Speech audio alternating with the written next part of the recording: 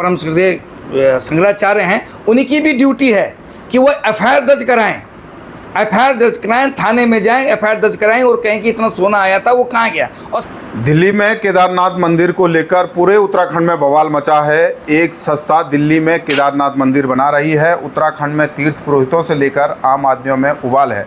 अभी हमारे साथ सिद्धवली धाम के महंत दलीप महंत जी मौजूद हैं। उनसे हम जानेंगे कि आखिरकार इस विवाद की वजह क्या है और जो केदारनाथ धाम दिल्ली में बनाया जा रहा है ये बन सकता है या नहीं बन सकता है। महंत जी, आपका स्वागत है दैनिक उत्तराखंड में। धन्यवाद धन्यवाद। जिस तरीके से दिल्ली में केदारनाथ मंदिर बन रहा है, आज उन लोगों की प्रेस कॉन्फ्रेंस भी थी जो उसके सदस्य हैं, सुरेंद्र रौतेला की प्रेस कॉन्फ्रेंस थी। उनका कहना है कि ये ट्रस्ट केदारनाथ धाम ट्रस्ट दिल्ली है। क्या केदारनाथ बाबा का मंदिर बन सकता है ऐसे?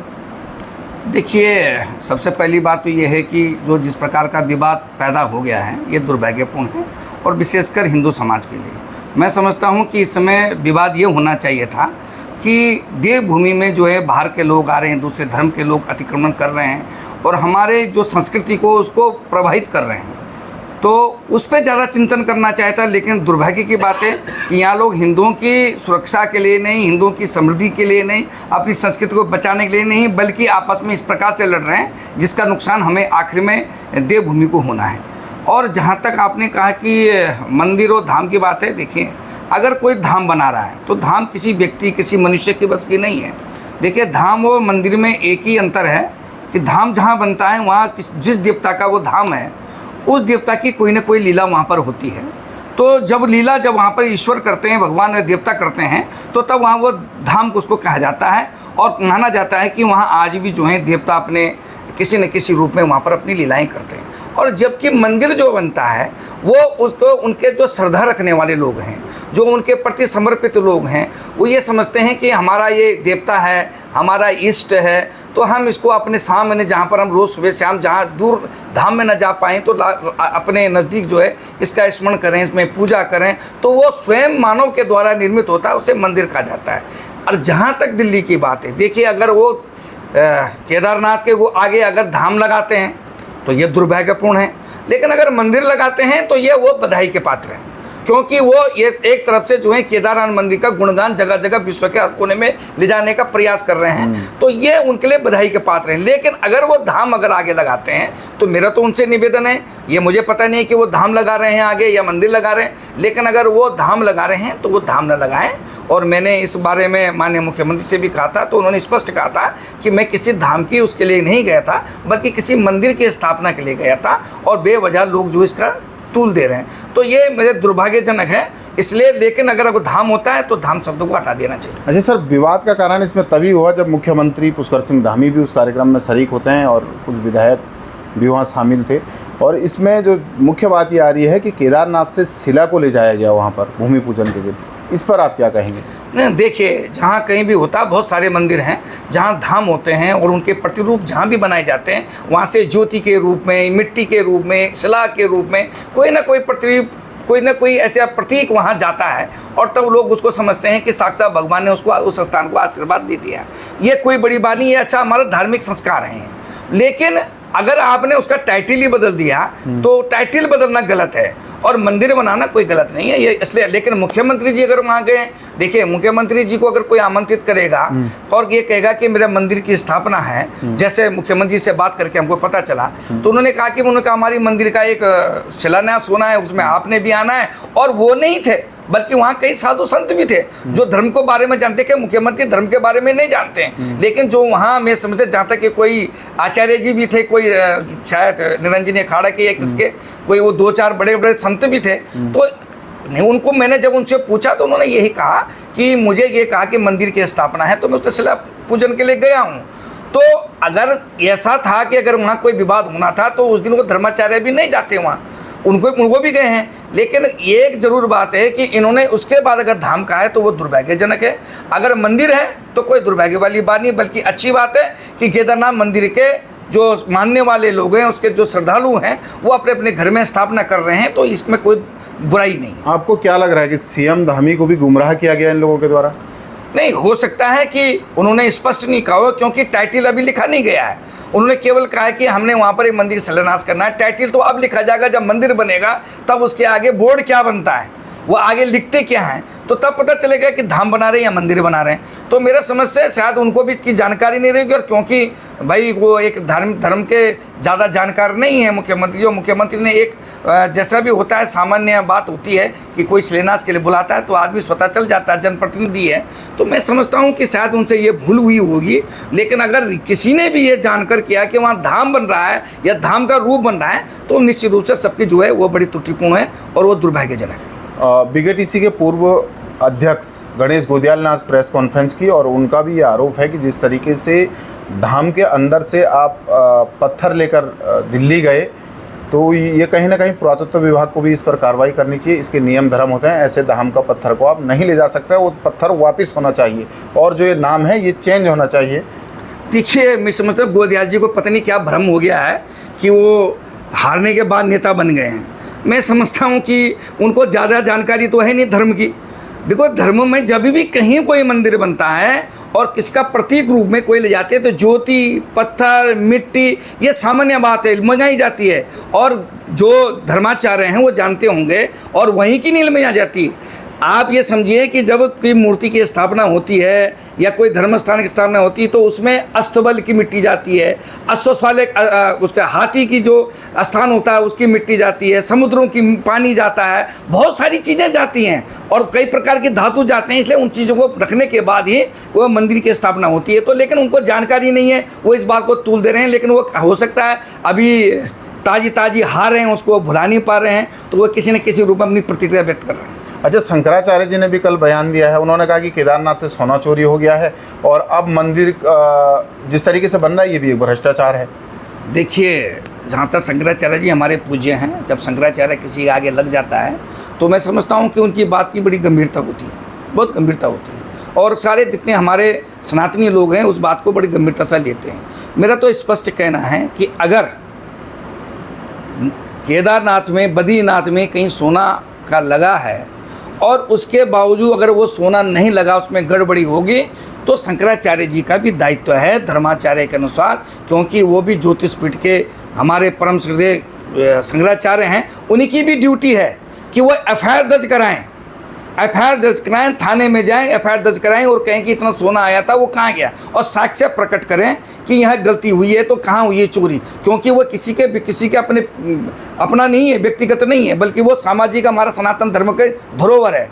और अगर नहीं है, अगर माना नहीं है, मैं समझता हूँ कि उनकी बात सत्य निकले, लेकिन अगर माना असत्य निकलती है तो निश्चित रूप से उनके ऊपर भी प्रश्न चिन्ह लगता है। तो मंदिर समिति वालों को भी हमारे पूजनीय जो है शंकराचार्य के खिलाफ जो है एफआईआर दर्ज करनी चाहिए, मेरे स्पष्ट ये कहना है। इसलिए मिथ्या भाषण नहीं करना चाहिए। और मैं समझता हूँ, मैं आपको बता दूँ, मैं इस बात में आपको परिप्रेक्ष में थोड़ा बैकडोर में ले जाता हूँ कि आज देवभूमि में जो है एक सुनियोजित तरीके से जो है अतिक्रमण किया जा रहा है। आप जब ये उत्तराखंड बना था तब यहाँ 2% जो है मुस्लिम थे, आज यहाँ 14.5%, 15% के लगभग मुस्लिम आ रहे हैं। कभी शंकराचार्य जी ने इस बात पे कोई चिंता नहीं करी। वो आज धीरे धीरे हमारे जो धार्मिक स्थान है उनको दूषित कर रहे हैं।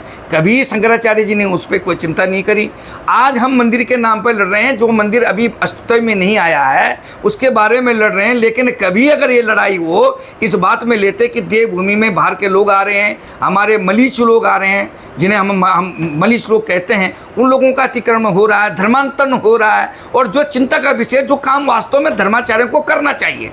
और आज की तारीख में देखिए, मैं एक बात स्पष्ट करता हूँ कि धर्म के काम में जो चंदा दिया जाता है, जो लोग अपना जो दान देते हैं, वो दान मैं समझता हूँ सामाजिक काम के लिए नहीं बल्कि धर्म के काम के लिए होना चाहिए। हमको धर्मांतरण कैसे रोकना है, आज उसके लिए भी काम करना चाहिए, और सारे धर्माचार्यों को।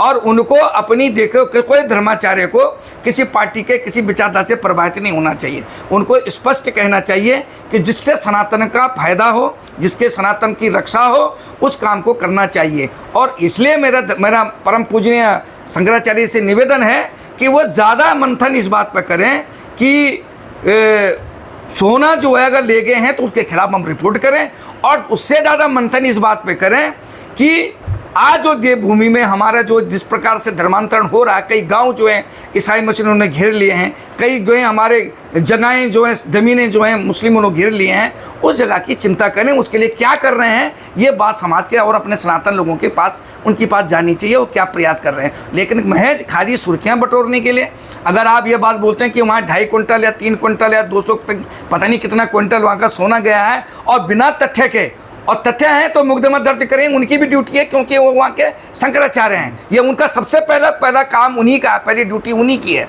और इसलिए अगर वो इस काम को करते हैं तो हम उनके साथ सहयोग करेंगे, हम जो वो कहेंगे हम उनके साथ हर आंदोलन में हर जगह में जाएंगे। लेकिन अगर वो मिथ्या साबित होता है तो मैं समझता हूँ ये दुर्भाग्यपूर्णजनक है, और एक पूजनीय व्यक्ति के द्वारा अगर मिथ्या भाषण किया जाता है तो निश्चित रूप से ये बड़ा दुर्भाग्यजनक है। अच्छा, आप कह रहे हैं कि मुस्लिम लगातार संख्या बढ़ रही है और लैंड जिहाद बढ़ रहा है, ज़मीनें घेर रहे हैं, वो किस आधार पर आप कह रहे हैं सर? देखिए अभी जो हमारे इस सिविल कोर्ट के लिए जो हमारी कमेटी बनी है उन्होंने सारा जायजा लिया। हम नहीं कह रहे हैं, कई एनजीओ संस्थाएं भी कह रहे हैं, कई जो लोग समाज में काम करते हैं वो रोज देख रहे हैं। हरिद्वार में कम से कम हम 10 से 12% जो है हमारे मुस्लिम लोग जो वहाँ के आ गए हैं। तो इसलिए जो हमारा हरिद्वार जो है पूरे वर्ल्ड का, पूरे विश्व का सनातन का सबसे पहला स्थान है, जहाँ कहते हैं कि साक्षात गंगा माँ की जहाँ साक्षात रूप में विराजती है, उस स्थान में ही अगर वहाँ के दूसरे धर्म के लोगों ने हमको धीरे संकुचित करने का काम कर रहे हैं तो निश्चित रूप से ये चिंता का विषय है। और हम नहीं कह रहे हैं, आप जाके विश्लेषण कर सकते हैं। और मैं समझता हूँ पत्रकारों को भी मैं निवेदन करना चाहता हूँ कि वो वहाँ जाके देखें कि किस प्रकार से वहाँ पर इस तरह से एक सुनियोजित षड्यंत्र हो रहा है। और मैं सरकार से भी निवेदन करना चाहता हूँ कि कठोरता के साथ देवभूमि की अस्मिता को बचाने के लिए, सनातन धर्म को बचाने के लिए कठोरता के साथ जो है सरकार को स्टेप लेना चाहिए, कदम उठाने चाहिए। और सबसे पहले उन लोगों को भी चिन्हित करना चाहिए कि जो आज आवरण तो हमारा उड़े हुए हैं सनातन का और काम और दूसरे मिशनरी को लेकर रहे हैं, उनको भी चिन्हित करके उनके खिलाफ भी कार्रवाई करनी चाहिए। अच्छा सर, जिस तरीके से लगातार कुछ दिनों से विवाद बढ़ रहा है मंदिर को लेकर, केदारनाथ धाम को लेकर, आपको क्या लगता है, आप भी सरकार में हैं, सरकार को इस पर अब क्या स्टेप लेना चाहिए आपको जो लगता है? क्योंकि आप महंत हैं एक मंदिर के, आप भी महंत हैं। देखिए ये आस्था का मामला है। मैं तो समझता हूँ कि किसी भी मंदिर में सरकार का कोई हस्तक्षेप नहीं होना चाहिए, पूरी तरह धर्माचार्यों की होनी चाहिए। और मेरा तो यहाँ तक है, अभी सरकार ने पहले देवभूमि ट्रस्ट बनाया था, देवस्थानम ट्रस्ट बनाया था, और अभी शायद ये कोई बोर्ड बनाने का भी सरकार की है कि जो यात्रा को सुनिश्चित तरीके से, मंदिरों को सही तरीके से रखने के लिए बना रहे हैं। मेरा ये है कि सरकार को ये भी करना चाहिए कि अगर वो धार्मिक स्थानों को अगर अपने साथ लेते, अपने हाथ में लेते हैं, तो जो वहाँ के पुश्तैनी ब्राह्मण हैं, जो हमारे पुरोहित हैं, देखिए पुरोहित हैं, लेकिन कई जगह ये होते हैं कि वो उस पूजा करने में माहिर नहीं होते, उसके पूजा करने में इतनी अच्छी नहीं जानते, तो उनको शिक्षा कैसी दी जाए, उनको हम आचार्य कैसे बनाएं, जिससे करके कि हमारे सनातन धर्म को कोई मार्ग दिखा सकें। उसके लिए भी सरकार को साथ साथ उस बोर्ड के साथ साथ ये भी प्रावधान रखना चाहिए कि उनकी शिक्षा और उनको अपनी संस्कृति से, अपने सनातन धर्म से किस तरह से हम उनको पोषित करें, किस तरह से उनको हम समृद्ध करें, ये प्रयास भी जो है सरकार की तरफ से करने चाहिए। और जो हमारे पुश्तैनी लोग हैं उन्हीं के परिवार के बीच में से भी ये जरूर होना चाहिए कि उनको अधिकार तब देना चाहिए कि पहले उनको इस चीज़ की शिक्षा देना अनिवार्य करना चाहिए। ये मेरे निवेदन सरकार से। यानी कि केदारनाथ ट्रस्ट का नाम चेंज होना चाहिए, मंदिर में कोई खामी नहीं, मंदिर में कोई खामी, मंदिर कोई कहीं भी बना सकता, हर गांव में बनाते। देखो जहाँ तक बद्रीनाथ मंदिर की बात बताऊँ मैं आपको, मेरी विधानसभा में कम से कम 3 या 4 बड़े मंदिर हैं बद्रीनाथ के, और आज के नहीं हैं, कम से कम 500, 700, 600 साल से पहले के हैं। और उस ज़माने में जब बद्रीनाथ से लोग ये लोगों से वो लेने जाते थे, अनाज लेने जाते थे या किसी प्रकार की दक्षिणा लेने जाते थे, कोई भेंट लेने जाते थे, तो उनके वहाँ के लोग गांव में भ्रमण करते थे, जहाँ उनका इकट्ठा करते थे वहाँ वो एक प्रतिरूप बनाते थे बद्रीनाथ का। मेरे यहाँ 3 बड़े मंदिर हैं बद्रीनाथ के, और लेकिन वो मंदिर होते थे, धाम नहीं होते थे।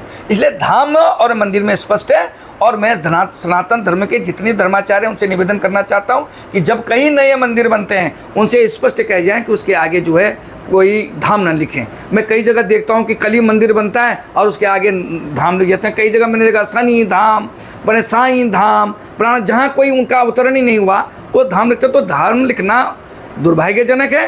मंदिर करना बहुत सौभाग्यजनक है, मंदिर बनाना सौभाग्यजनक है, वो बधाई के पात्र है। Thank you. दैनिक उत्तराखंड से बात करने के लिए बहुत बहुत धन्यवाद आपका। धन्यवाद। तो ये थे हमारे साथ दलीप महंत जी हैं, विधायक भी हैं और सिद्धवली बाबा कोटद्वार के वो महंत हैं।